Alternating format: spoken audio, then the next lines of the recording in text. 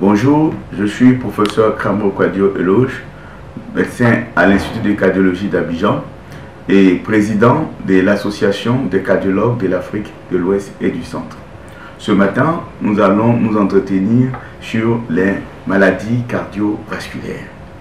Il vous est certainement revenu de savoir qu'un tel ou un tel de vos connaissances a fait un accident vasculaire cérébral ou encore un autre a fait une crise cardiaque. Crise cardiaque qu'on pourrait appeler aussi accident vasculaire cardiaque. Vous voyez aussi que beaucoup de personnes actuellement font ce qu'on appelle l'insuffisance rénale. Ces maladies sont-elles évitables? La réponse est oui. Les causes de ces maladies sont-elles connues? Là encore, la réponse est oui. Et nos pays d'Afrique en dessous du Sahara traversent actuellement ce qu'on appelle la transition épidémiologique.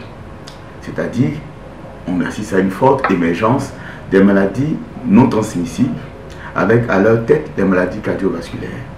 C'est ainsi que ce type de maladie que la conscience collective attribuait qu'aux riches se trouve finalement aussi chez le citoyen lambda. Mais à l'origine de ces accidents cardiovasculaires se trouve principalement ce qu'on appelle l'athérosclérose. Selon l'OMS, l'Organisation mondiale de la santé, l'athérosclérose est une association de remaniement de la paroi des artères des gros et des moyens calibres. En fait, c'est les artères de nos corps, un remaniement de la paroi interne et de la paroi moyenne de ces artères-là. Et avec une accumulation de graisse, de ce qu'on appelle des lipides et de dépôts sanguins et calcaires, avec une évolution qui va se faire vers l'obstruction du vaisseau, c'est-à-dire aller vers à ce que le vaisseau se bouche totalement. Et cette athérosclérose débute dès l'enfance. C'est un processus de vieillissement. Donc, quelle que soit la situation que nous vivons, nous sommes le fait d'une athérosclérose.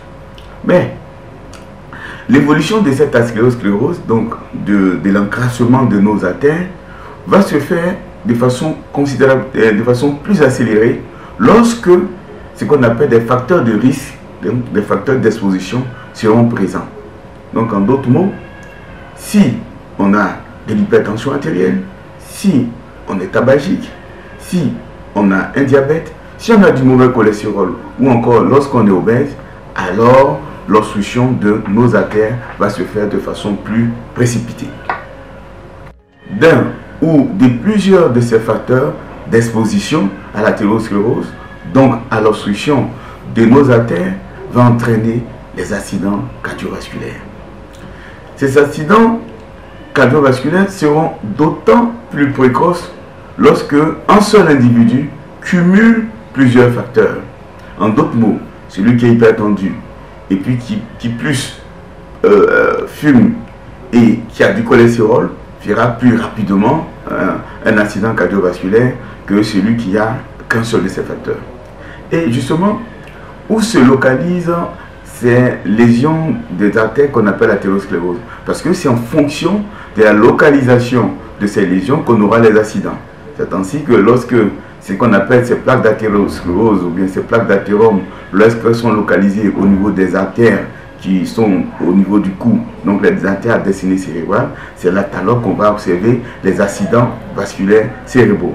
Lorsque ces lésions d'athérosclérose siègent au niveau des artères du cœur, on va observer ce qu'on appelle les accidents cardiaques, les cardiopathies ischémiques. Ces lésions des artères peuvent siéger aussi au niveau de l'artère abdominale. Et à ce niveau-là, on va observer ce qu'on appelle anévrisme de l'artère abdominale, qui est un genre de grossissement du vaisseau avec un risque que ça se rompe. Et quand ça se rompt, c'est la mort subite. Il y a aussi que ces lésions d'athérosclérose au niveau de l'aorte abdominale vont entraîner aussi une insuffisance rénale. Ils vont entraîner ce qu'on appelle aussi l'ischémie mésentérique, mais c'est quelque chose, une maladie un peu moins fréquente. La localisation de ces lésions d'athérosclérose au niveau des artères un peu plus bas, donc vers les membres inférieurs, va entraîner ce qu'on appelle l'athéropathie chronique oblitérante des membres inférieurs. Mais le plus grave, pour nous les hommes, c'est que ça va entraîner une impuissance sexuelle. Donc impuissance sexuelle parce qu'on a des facteurs de risque cardiovasculaire. Et malheureusement, un seul individu peut avoir à la fois plusieurs de ces complications de l'athérosclérose, puisqu'on a cité toutes ces localisations où se trouvent les plaques d'athérome. Mais un seul individu peut avoir ces lésions de façon diffuse. Donc le seul va être impuissant sexuellement, le seul va faire une crise cardiaque, et puis le seul va développer un AVC, il va mourir, on dira le pauvre. Mais vous convenez avec moi qu'il ne s'agit pas du pauvre, il avait des facteurs de risque cardiovasculaire évitables. Donc ces facteurs de risque, s'ils avaient été pris en compte, s'ils avaient été pris en charge, auraient pu permettre d'éviter l'accident.